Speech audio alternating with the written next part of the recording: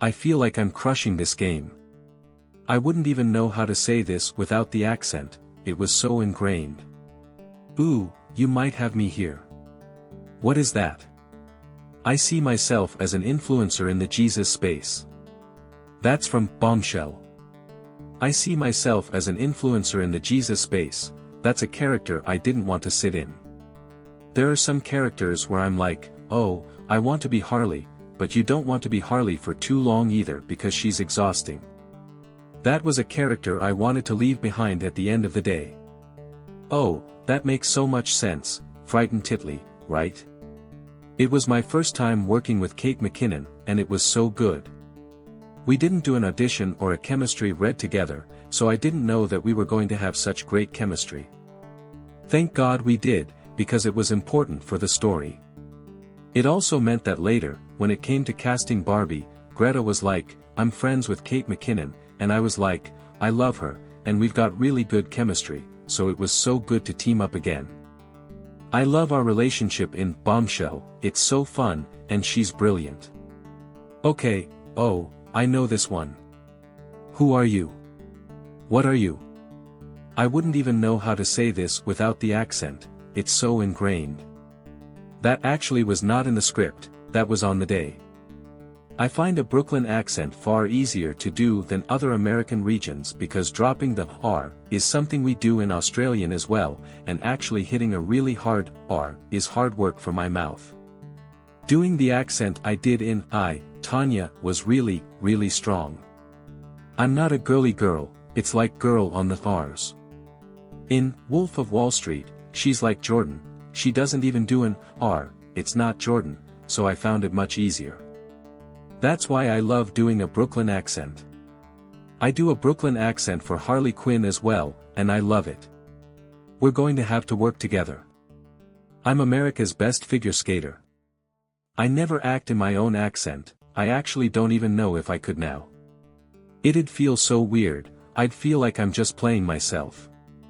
I think the audition process for Wolf of Wall Street didn't need a known actor for that role, which at the time, not being a known actor was like the most exciting thing you could hear because everyone in town in my age demographic was like, oh my god, we can audition for a Scorsese film. I did a tape like everyone else, never expected Scorsese himself to see it. I just wanted Ellen Lewis, the casting agent, to like the tape and remember me for future things, but I never did the tape considering I'd actually get the role. I got a call a while later saying Scorsese watched your tape and wants you to come in person to read with him and Leonardo DiCaprio. It was so much fun, it was my first movie in America, and quite an introduction to the industry. Obviously, it was a wild and incredible film, and the set was wild and incredible as well. Everyone was just trying to one-up each other, do something crazier than the last person, and every scene would just escalate and get bigger and crazier. I think Marty was really fostering that atmosphere on set because he knew that's what this movie needed to be infused with, this idea of something spiraling out of control and the decadence getting even more crazy and insane. So on set, we had a bit of that vibe, which was so fun. America wants someone to love, and they want someone to hate. That's from Tanya. Making it to the Oscars was kind of like Tanya Harding herself making it to the Olympics. There was this feeling of, oh, we're like the scrappy underdog that got into this fancy event, and we're just going to go for it. There was an extra satisfaction in knowing that, okay, we really took a big swing here, and thank God we stuck the landing, as they say. I didn't have a cherished ambition of producing per se, but I wanted to be more involved in filmmaking, to make my own things was, I guess, how I thought of it in my head. I wanted to make things without realizing exactly what the role of a producer entailed back in my early 20s. I just knew that I wanted to be more involved because I love all the aspects of putting a film or TV show together. Then, when I met my two best friends, Tom and Josie, they were ads on a set, and we spoke about making our own things. The following year, we started the company and began making our own projects. Did any of these drawings by chance have thoughts of death and cellulite? That's from Barbie. I feel like I'm crushing this game. Did any of these drawings by chance have thoughts of death and cellulite? We at LuckyChap find ourselves drawn to kind of scary territory, and the amount of expectation around a Barbie movie made it feel scary and thrilling. It also felt like it had an innately female lens given that the protagonist is a female character and has had so much of the male gaze on it throughout history, alongside female criticism and celebration. I mean, the gender politics are rife for exploration in a project like Barbie, and all the credit goes to Greta. You can't help but make things that you know your girlfriends are going to love and that you know your mom is going to love. Deep down, that's who we really want to please or entertain. My closet is so populated by pink now, I am going to have to do a clean out, otherwise, people are just going to be like, get over it, babe. It's over, stop parading around in pink. What's that? I should kill everyone and escape. Sorry, the voices, that's Harley Quinn in Suicide Squad. The third one is called The Suicide Squad. The first time I played Harley was in Suicide Squad. What was that? I should kill everyone and escape. Sorry, the voices. I got so into the comics because they're really good. Comic books as a medium are just such a fascinating art form and so fun as an audience, as a reader. Yeah, I love the comics. I'm not shopping at this store, I'm robbing this store. Oh, that's Harley too, that's in Birds of Prey. It's in Birds of Prey. I'm not shopping at this store, I'm robbing the store. Yeah, in the grocery store. I immediately, when reading Harley, identified that she works best in a group. A lot of people were kind of saying, what about a solo Harley film, and I was like, I don't know, that'd be like watching a kid play in a playground on their own. How fun is that going to be? Populate that playground, that's going to be fun for a character like Harley, and I really wanted a girl gang movie. I wanted to do a group of female characters getting together and kicking ass. I also produced that. It took quite a few years to get that put together because at the time, doing an R-rated comic book film was not a sure thing. I pitched an R-rated version of Birds of Prey before Deadpool had come out, and Deadpool was the first big R-rated comic book success. So after that, it was easy, but when I first pitched it, they were like, you can't do a comic book movie with an R rating, it can't work. It was like breaking the algorithm.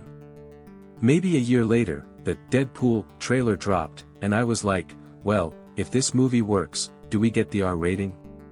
They said yes, and of course, Deadpool did really well, and we got the R rating. Laser focused with a half-thought-out plan, this is what a hero looks like or a lunatic. You might have me here, what is that? Laser focused with a half-thought-out plan, this is what a hero looks like or a lunatic. It's a tricky thing about animation, I find it really isolating. I really need to be with other actors, and being in a recording booth, you're on your own. It's interesting and fun because you're doing what you do, but in a different set of circumstances, so you're challenged in that way. But I just don't find it as fun without other actors. They're such fun movies, and I hope the fun comes through. But as soon as I did animation, I realized, oh, this isn't my medium. I need to be on a film set, I need to be with actors. Thank you, honey. You don't become a star, you either are one or you ain't. This is from Babylon. Nellie Leroy says that, honey, you don't become a star, you either are one or you ain't. I'll never forget that line because that scene was done in one shot, and I remember we did it 36 times, and it was like a 3-minute scene. That's my record for most takes ever. Whatever you do, guys, just look after yourselves. Whatever you do, guys, just look after yourselves. I have no idea what that's from. Is it on Penn? Is it in Neighbours? Wow. Whatever you do, guys, just look after yourselves. That's the last line I ever said on Neighbours. Wow. In fairness to me, I was in over 300 episodes, so it's tricky to remember lines from Neighbours. I was just cold calling the casting agent's office. I kept calling, and then one day, they let me through to her. I don't know why, I think it was a mistake. Then she was like, "How old are you?" And I said, "I'm 17. She said, "Oh, we need a 17-year-old girl right now. Come in next week." So I did, and I did the audition, and then I didn't hear anything, like the Wolf of Wall Street situation. I did an audition, and I was like, well, I messed that up, whatever. I didn't hear anything, and then all of a sudden, they were like, "You have the role, you start next week." Then I was on it for 3 years. It completely changed my life, not just because it was the first time I had regular acting work that I was getting paid to do on a regular basis. That changed my circumstances. Also, I learned more on that set than anything else. It's an insane machine, the way a soap works is remarkable. I wish everyone could witness it because it's truly incredible. I learned so much about every department. I'm definitely a better producer because I did a soap for 3 years because I know what everyone is doing on set, and it was fun. I was like a teenager, it was the best.